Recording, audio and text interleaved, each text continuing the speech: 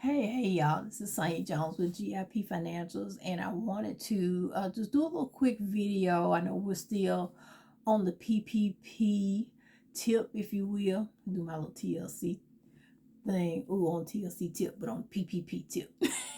And so, what I wanted to do is I wanted to kind of share with you guys the journey of not the PPP for my personal business, but for the employer, my full time job. I just wanted to kind of walk you guys through that process and how we received the PPP loan, and we were able to get about $581,000 for our school. So I wanted to kind of walk you through our best practices on getting the PPP loan because the window is still open until May 31st. So if you haven't attempted to try to get the PPP loan and you qualify, if your business was in establishment prior to February the 15th, 2020, what in the world are you waiting on? Uh, let's get you some funding and let's get it forgiven. So these are a couple of things that I wrote down as best practices. So if you see me looking over to the side, I'm looking at my post-it note. So the first thing that we did, we have an awesome relationship with our bank. And of course, because we are a nonprofit, we do receive, state funding and all that good stuff. Regardless of the fact, um, our vendor, and I believe our representative, I think he's like the vice president of like community relations and stuff like that. So even if we don't see him on a regular basis, we at least have a phone or email check in on a regular basis. So make sure that whoever you establish your bank account with at your local bank, make sure that you're checking in with them, and they should be checking in with you, honestly, just to keep you informed of different services and things like that.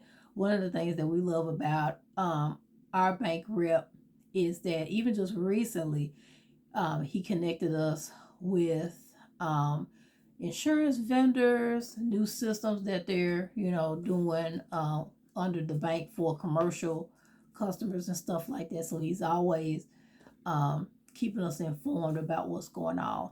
And then also, he was the first one to tell us about how our bank was handling the PPP process.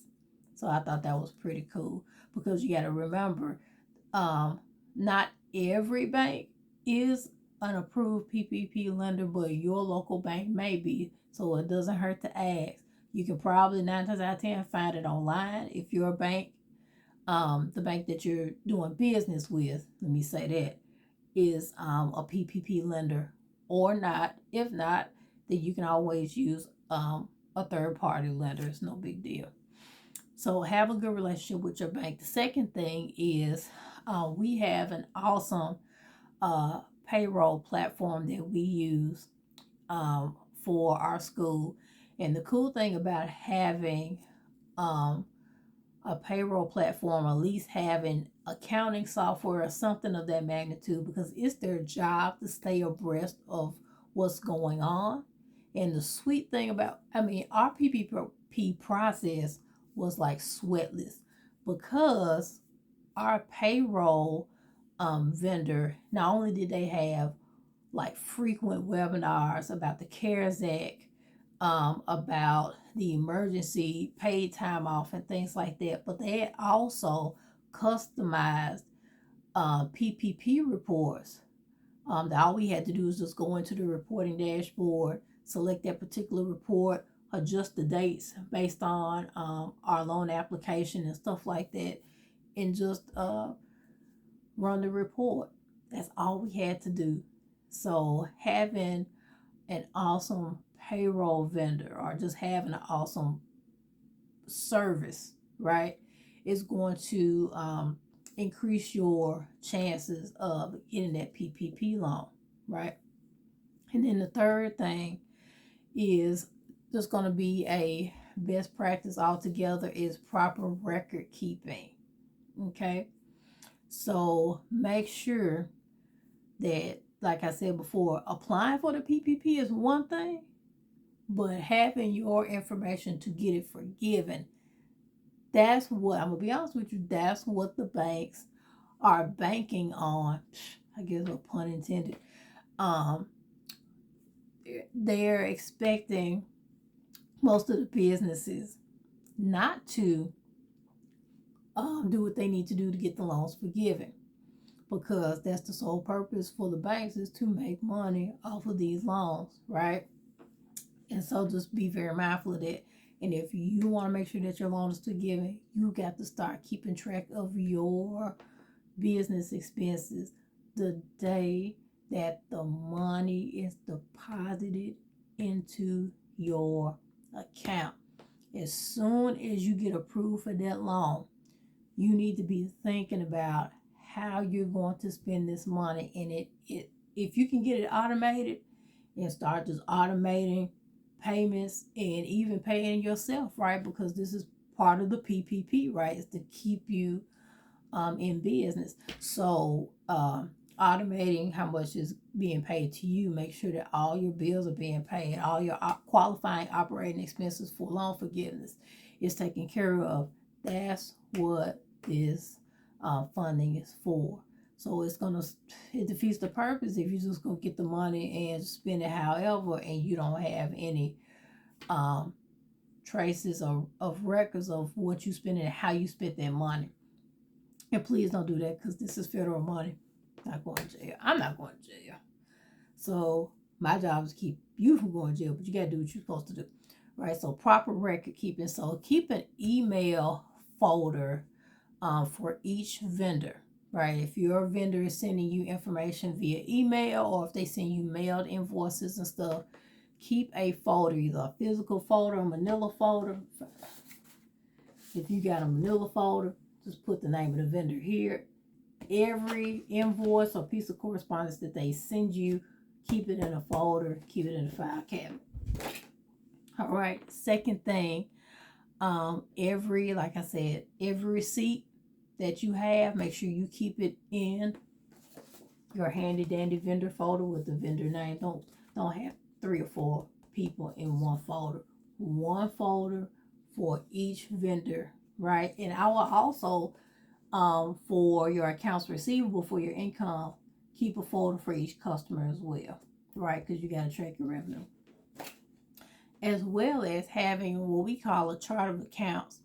Now, a chart of accounts for a business is kind of like the skeleton, if you will, of your budget. So what the chart of accounts does, it itemizes each budget line item, right? So for a chart of accounts, like the major categories would be payroll, supplies, goods and supplies, contracted services, things like that. And those can be customized based off of, your industry, or how you run your business and stuff like that. So you can have a chart of accounts that has, like, for supplies, you can have custodial supplies, you can have repair materials, right, for maintenance, things like that.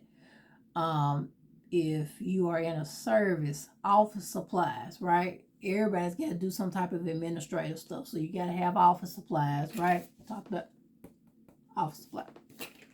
So those are just kind of, examples of what a chart of accounts are, right? Or a chart of accounts is, right? Preposition. So you got to have proper record keeping. Everything that comes into your business and out of your business, you need to have paperwork on. Period. And what the kids say, period.